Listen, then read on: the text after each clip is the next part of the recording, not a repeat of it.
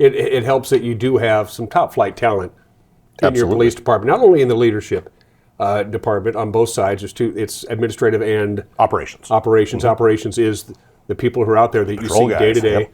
doing their patrol. They're good at what they do, but you always need help. You're still advertising for some new patrol officers. You always seem Absolutely. to be doing that. We've gone through this crazy wave of attrition with retirements. We hit a cycle. It was funny. It's the same thing at the military job. Like 4 years ago, like, where's everybody going?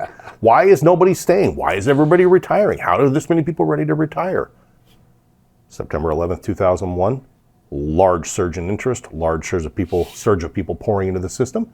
And lo and behold, 2021 means 20 years, and you're eligible for military retirement, and away they go. And we're in a similar generation here where we've got a lot of folks who came in that 20 to 25 years ago range, and it's just time for them to attrit out naturally through retirement.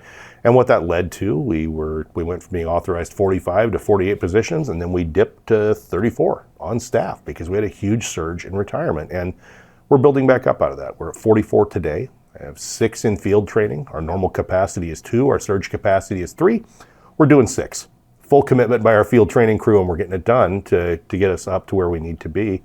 And in 2026, we expect to hire 6 more. And just to keep us floating near that 47 to 48 level, we expect 3 more to attrit in 26 due to retirement. They're there. They've told us they plan on 26, and when we get firm commitments, then we'll prepare to work. And you budgeted for that. You're in the budget cycle right now. Absolutely, yeah. As a matter of fact, and you know that this is about what we're going to need for the fiscal year beginning January 1st of 2026. And conveniently, we tend to budget vacancies against a full rate officer. The nice thing is if we start them as entry levels, they start substantially below that. The first 6 months, they only make 77.5% of the base pay for a month for an officer at 30 months. And then they progress through 3 steps over 30 months to get to full rate. So the budget implication is cushioned by that. However, if we hire a lateral officer, they come on at full rate, and then we pick them up where they came across. So with that, we have budget authority for what we need to maintain our numbers in 2026, and we'll stay with that and try not to exceed through circumstance or through other changes. And even with a lateral officer, those who are fully accredited with other law enforcement agencies, that can come straight across from wherever it is to the Wenatchee Police Department. You want somebody who's fully accredited, but only 4 or 5 years into the job, as opposed to somebody who's fully accredited in 17 years in the job, and you're going to have them for 3. You know, the thing is, I'll take anybody if they have some time on their clock. If they bring let's put it this way: when we start looking at new folks, we bring them out here as they get to a point where we're going to do chiefs interviews, or even if they're going to oral board for us, we try to get them a ride along in the car, and we do that partly on day shift, partly on night shift. So they come out and they ride with a day shift officer, and then they switch at shift change to a night shift officer. We try to have them out for 6 to 8 hours. We get feedback from the people working the field, first of all, about what do you think about fit? How does it look? We send them through oral panels. They have to pass that. They come to a chief's interview. They have to pass that. We do background. 5 years is a good run. It's a good investment and a good return on investment. I tell every officer we hire, the day it's not for you, come see me. And it's okay if we've put $1 million into getting you started and it's not for you, this career is not for you, it's okay. Because we can't have these people beholden to something that's killing them. And realistically, I'd gladly take deeply experienced officers. We've had great luck with getting really experienced laterals. Most tend to be in the 5 to 10 year range, because by the time you've been somewhere for 10 years, you tend to get a little, invested in there and built in, and you stay. But we'll take anybody as long as they've got some time on the clock. They've got commitment. They're willing to commit to our culture. They're a good fit with us, and they can clear all the things that are needed. If they're not the right fit for us, and if they're not the right sort of qualification, we don't want them here in our community being a Wenatchee police officer. But if they have all those things, even if their time isn't that long to go, it can still be worth the investment. Because the thing about a 17-year guy who maybe has 3 to 5 years who shows up, they bring a broad base of experience, potentially crazy experience sometime, that we can really leverage. It's funny, we hire people from other agencies. Well, I was this kind of trainer at the other agency. Do you think I'll be able to keep doing that? Yes. The day you clear FTO, we can start having you work training depending on what it is that you train. And the day you clear probation, we can assign you as a permanent trainer, whether it's defensive tactics or firearms or emergency vehicle operations or anything. We have to leverage the experience no matter where it was obtained, so long as it fits with our needs. Where are we just from an overall crime trend? We'll just talk about the city of Wenatchee. That's your Bouviac. That's your deal. about where it should be, or there's some troubling signs that? Sure. I mean, you have the spreadsheets, you know. We'd, of course, always like it to be zero. We'd like Yeah. it to be this perfectly idyllic environment that we go out and do magical things and no one ever suffers as a victim of crime. What I'll say is when we look at the statewide published statistics, everything is up just a little bit, like across the board. What we see anecdotally and through ours, because the statewide published statistics, that report that comes out, looks at the data differently than we do because it's tailored to a reporting system that looks at it that way. So those numbers against those numbers over time mean something. The way we look at things over time mean something. They mean basically the same things. It's still a very low crime rate here, and that's a great thing. Property crime has fluttered up a good bit at times, then it seems to flatten, and I would say in the last week, suddenly it's commercial burglary is just a thing, and it's infuriating. It's difficult because we don't do that for a very long time, and then suddenly that's the flavor of the month, and it's challenging. Property crime is probably our biggest concern, but I will say we've seen gang-related violent crime on the rise. And while we haven't seen that impact people who are not directly involved in the strife, we have seen an alarming number of juveniles with stolen firearms out threatening each other, occasionally shooting. East Wenatchee's had a terrible problem. It's been over and over in some places, but East Wenatchee is not some magical place. You have to cross a border and go through customs to get to Wenatchee. It extends right to here as well. So holistically in the valley, our crime rate is still very low. Property crime is up a little bit and has been. It may fall back down. It's not up 30%. It's fluttered up a little bit. And then the gang-related violent crime is looking very concerning. However, I think we're making positive steps that some of that is being mitigated. So. Chief Johnson in East Wenatchee, Sheriff Morrison in Chelan County, Sheriff Morris in Douglas County, and the State Patrol. You guys get together, you have your little confabs. Every month. You compare notes, check on morale and how things are going. For Sheriff Morrison, it's been a tough year. Yeah. For Sheriff Morrison, it's been a kind of a tough year for all of you guys in leadership position. But morale's okay. I mean, give me an overall sense as with the four of you guys getting together, and again the State Patrol chiming in as usual, the overall sense of how you guys feel as a law enforcement community for all of North Central Washington. It's positive. Yeah. We have a positive outlook.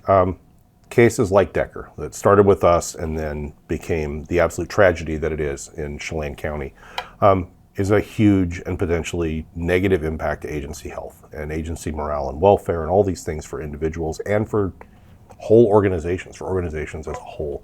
So trying to deal with that with a lot of peer support and critical incident debriefings and doing these things, bringing in outside help from far outside our region because there's not nearly enough here when almost everyone's involved. We've kind of worked through that, and I think provide hope for individuals to kind of keep moving through and move on and normalize and get back to kind of their normal life after experiencing a thing like that. We just finished WASPIC in this past week is Washington Association of Sheriffs and Police Chiefs Fall Conference. All four local agency heads were present, and we all heard some of the same news. Some good, some bad, some weird. It's always you wait for the next legislative session and see what's going to change, and then we also talked about some things that we can lean on and maybe hopefully try to change to make some things a little bit easier for all of us in law enforcement in the state. But the tone's not overall negative. The tone is overall positive. Within each agency has its own subculture. Ours, and I will only speak to ours, is very positive. Like I said before, we're tripling our normal capacity for doing field training. It's a 16-week program. Each trainee officer needs 4 training officers over the span of 16 weeks. It's a lot to do, but at the same time, everybody committed to it, saying, no, we know we have to hire this huge number of people and process them. I got appointed in July last year. We're authorized 48 commission personnel. We've hired 14. I have 2 more on commission on conditional offers. We intend to hire, those 2 are like 26 hires. One of them may start in 25, plus 4 more in 26. Realistically, it'll be 18 to 20 that I've hired in the first 2 years that I'm the chief of police. And the engagement, everybody biting off on it and really moving forward is great. Last time you and I talked, specifically a couple of years ago, you mentioned maybe the biggest change that you've seen from going from patrol to leadership to now chief is that when they're on patrol, on their regular shift.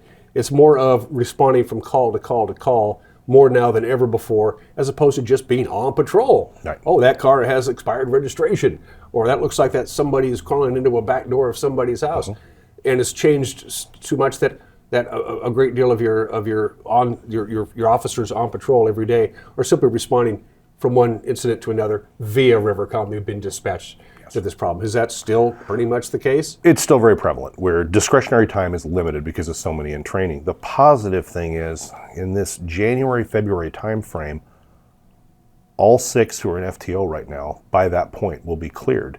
Patrol will be staffed at a more healthy level than it has been in 2.5 years. That gets us some of that discretionary time back. In the first quarter, we'll be standing the traffic unit back up, which is then suddenly 2.5 to 3 positions that are nothing but discretionary.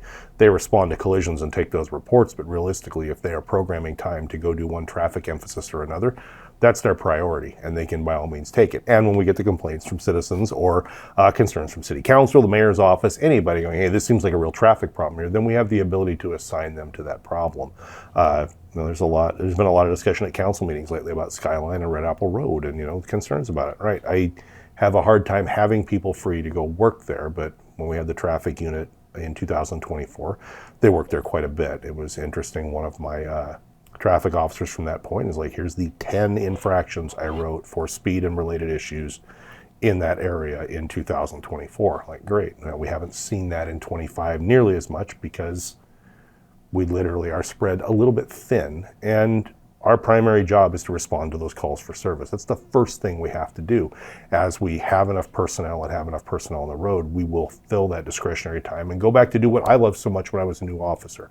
I would spend maybe a third of my shift on an average shift, like some are just weird, but like a third of my shift directly responding to calls, a third of my shift, quarter to a third of my shift doing paperwork, and the rest of that was discretionary time.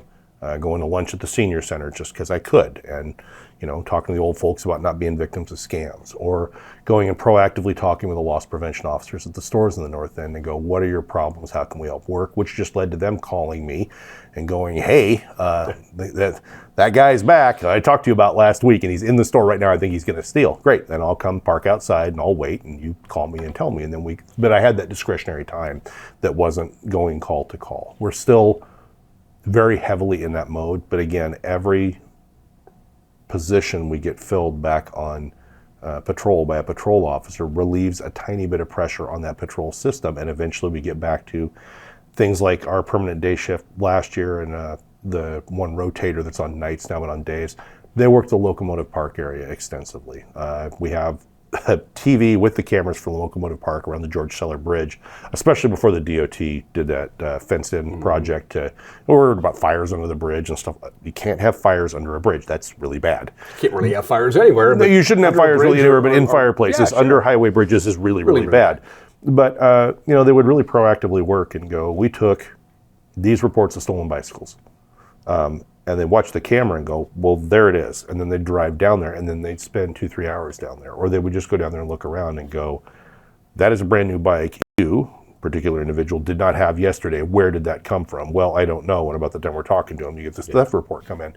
And so things like that, those are proactive events, but you almost have to set aside the call response work for 2 or 3 people to go commit to an activity like that. And I would really hope that before I retire, we're back in a place where we could see 20 to 30% of a patrol officer's time being purely discretionary during their shift, because that's when they can really make a huge difference in things that instead of managing response, we're actually trying to proactively stay in front of the things we would have to manage a response about later.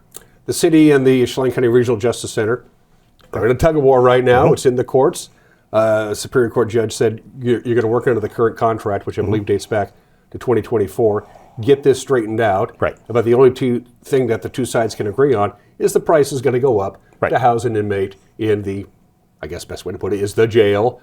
Are you involved in that negotiation? Where are we with that? Is this going to finally find a solution I'm here? directly involved. It's pending litigation, so I'm not going to say really anything about it. But you're exactly right. It comes down to how much does it cost to have the service we need to have to function as a law enforcement entity, and for our city to have the ability to take people who are committing criminal acts and causing problems and have a place to take them so that they can not only answer for that problem, but every minute they're there is a minute they're not causing that problem. And that's, it's frustrating, it's difficult, but it's still business. And it's the business of the county, it's the business of the city, it's the business of the sheriff's office, the police department. And it's a really tough area in the state. One of the things at Waspic, there's jails there and the jail heads. And the litigation stuff that goes on with jails is extremely difficult to deal with. It drives rates because insuring a jail is brutally expensive. Settlements are, high 7, low 8 figures for something bad happening in a jail. And bad things happen. People go in very sick sometimes, or very impacted by drug use sometimes, and then things don't go well. And it can even lead to deaths in the jail, in custody deaths, which are the worst case scenario. Nobody wants to have that happen. That's not the point of being in jail. The point in jail is being there for as long as the judge says you need to be, and then going back to society and trying again, not to go in and not come out. And so we recognize there's changes in expense. We just have to figure out the right place for everybody to make it sustainable. You're a busy guy. Anything else while I have you here, Chief? I love calling you Chief. I bump into him all the time. How are you, Captain? Now it's Chief. I get to call you Chief. This is a rare treat. Anything else that's on your mind before I cut you loose on this day? I don't think so right now. The biggest thing I want to just reiterate our continued ongoing appreciation of the community support for our department and for our personnel. And it was evidenced really well on Friday, November, what was it? It was Friday before Veterans Day here. I guess it was the 4th? Yeah, that would be the 7th, I want to say. I know. 7th, yeah. The 7th was Monday, the 14th. Yeah, Friday before the 11th, regardless. We did our Stuff the Bus project at Walmart.